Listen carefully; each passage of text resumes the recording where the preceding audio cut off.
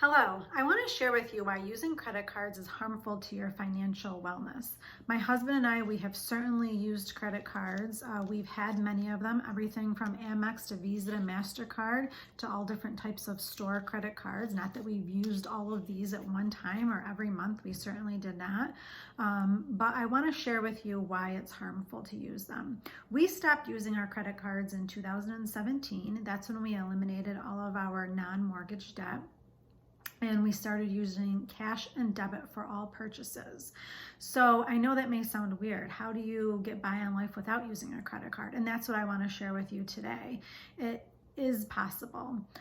You may be thinking, it's impossible. How would I do that? I charge everything from food to clothing to school supplies to major purchases like repairs to my home or medical bills, car repairs. But I'd like to teach you how you can get by without using a credit card. So let's talk about cash versus plastic. When you walk into a store and you have one of these credit cards versus walking in with cash, it's a very different feeling. Your purchase power, what you decide to buy, is very different. So for example, my TJ Maxx credit card, I used to spend $200 and get a $10 reward. And I loved it. I would go into the store, I would buy things we needed for our family or gifts or any kind of thing that popped off the shelf and looked at me. It was like, you need this in your home, and I would buy it. Well, once I switched from using credit, because it's very easy to walk into a store, say, well, I'll buy now, pay later, and it's not that big of a deal, to when you walk into the store with cash and say, what can I get for this $100 that I'm bringing into TJ Maxx, for example? Well, your decisions really change. Is it something that you really need or want? Is it something that's useful for your family? Is it something that you kind of like and you think you're going to fit into it, so you buy it and you keep it in your closet, and then the tags stay on it for months and months and months. So when you walk into the store with cash, it's, let's say, $100. What do I want to spend this $100 on? I chose to take this money into this store. What do I want to do with this money here? I worked hard for it, and now how do I want to spend it? So as you're trying on clothes or going through their housewares or their food products or whatever department you're shopping in, you're really being mindful, you're being intentional, and then you're being diligent with the way that you spend that money. There is no longer, for me, going into a store and saying, maybe one day I will use this, so I'll buy it. Or this could be a good gift for somebody down the road, so I'll buy it now. I don't do that unless I really love an item, or an item really fits, or our household, our family really needs something. And when you start buying that way, you'll realize you'll have more money to use on other things, whether it's saving for an emergency fund, or whether it's getting yourself out of debt, or saving for retirement, or traveling, or saving for your kids' college education. The more money that you have each pay period when you get paid to do the things that you want to do with, versus paying off an old credit card bill because you made all these decisions in the past and you walked into a store and you said, I am going to buy this, or I put my copay on it for my medical or my doctor's visit, or I put on a health bill for it, or I replaced my roof.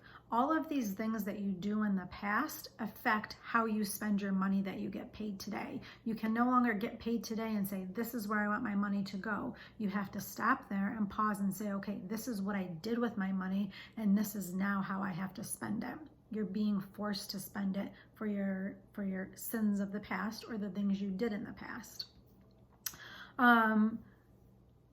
So people will say to me, but I pay it off every month.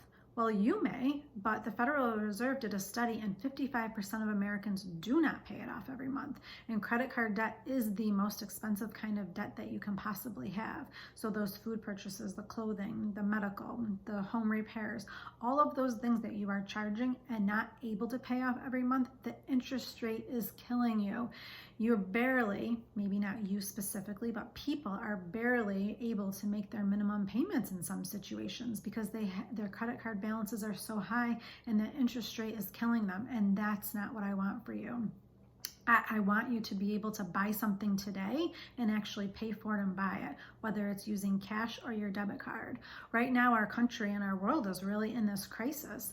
And if you are the type that have been using your credit card and now you've been furloughed or laid off or a reduction in hours because of the crisis, now you're finding those credit card statements are coming in the mail and you have to pay for them. Versus if you had paid cash or used your debit card from the beginning, you wouldn't owe anybody that money now. So the little money that either you are getting paid or the money that you have in your emergency fund, or if you're now receiving unemployment, that money doesn't have to go to paying a credit card company. The other question that I get a lot is, well, I get a lot of rewards. I pay it off every month. That's how we fly. That's how we stay in hotels. I like the store rewards. I use this TJ Maxx credit card. I shared with you that every $200 I spent, I got $10 in rewards, and I love that. I loved getting that envelope in the mail and then taking my $10 reward certificate into TJ Maxx and using it on something else. I would even be shopping and say, well, I'm spending about $150, $160 today, so why don't I add a couple more things to my cart, get up to that $200 so I can earn $10. That math doesn't even make sense. That's not even logical. I'm going to spend 40 or 50 so I can get $10. Or in other cases, if you're doing it for your rewards points for miles for airline, how many thousands of dollars worth of merchandise are you putting on that card, or medical bills or food for your family to be able to fly? Wouldn't you much rather save cash for a vacation and cash flow your vacation and know that you didn't do this because of credit card debt that you incurred? Or maybe you're of the mindset that you work really hard and you deserve a vacation, so you're going to put it on your credit card and it doesn't matter what it costs you because you'll just pay for it slowly over time. That's also harmful to your financial health because now you're paying a lot of interest on a vacation when you could have cash flowed a vacation and then taken that money, instead of charging it, put it towards your debt or put it towards your savings or your emergency fund or your kids' college or all the other things that I have outlined earlier in this video. Other people ask me, well, what about my credit score? Well, what does credit score measure? It measures your debt. It measures how much debt you have. It measures how much open credit you have. It measures how good you are at paying back that debt. And all of those are debt indicators. So for my family, our only debt is our mortgage. We pay cash or use our debit card for everything else. So I don't need to have a good credit score. I don't need to know what my credit score is because I don't have any debt besides my mortgage. I'm not trying to take out any loans, finance a vehicle, or finance furniture from maybe Raymore and Flanagan or something like that. It doesn't matter what my credit score is. Another question that I get a lot is emergencies. How do I pay for an emergency? I'm used to doing that on my credit card. So let's think about it this way. What I teach is to save $1,000 in an emergency fund before you do anything. Before you start paying down your debt, save $1,000 in an emergency fund. Once you have that saved, then you can start paying down your debt. That way, if an emergency arises, like your dishwasher or washing machine broke and you need to have it fixed or replaced, you can go into that $1,000 and take it out. Tires on your car, need to be replaced. Anything that is under that $1,000, that's why you go into that emergency fund. Now you ask me, well, what if it's something bigger? What if the roof on my house needs to be replaced?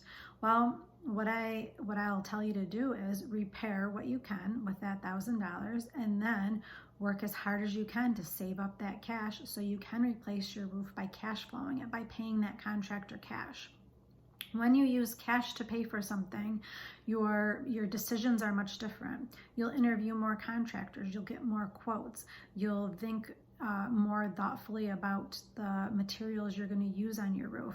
You're paying cash for it, so you want it to last a very long time.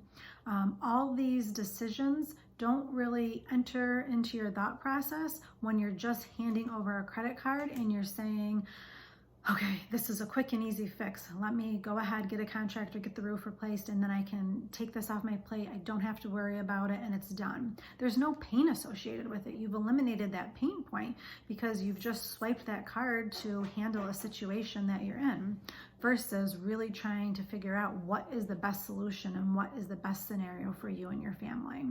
So I really hope that this video has persuaded you to stop using a credit card. Put it in the freezer, cut it up, leave it at home, take it out of your wallet. I really urge you, especially during this crisis that our country is facing, to stop using that credit card. Pay for everything with cash, with your debit card. If you are out of work right now, whatever money you have left, use that to do your budget. See how far you can get it to stretch. If you're now collecting unemployment and that's less than your earnings that you're currently getting, how can you, again, stretch that? Take a look at tightening up your budget. What can you get rid of? What subscription services are you currently using? Maybe it's Audible, maybe it's Disney Plus or Hulu or Netflix. Consider eliminating all of these things instead of just keeping them going and keeping them on your credit card and racking up those high interest rates. I really hope you found this video helpful. Stay tuned for more videos. Stay healthy and be well. Thank you. Bye-bye.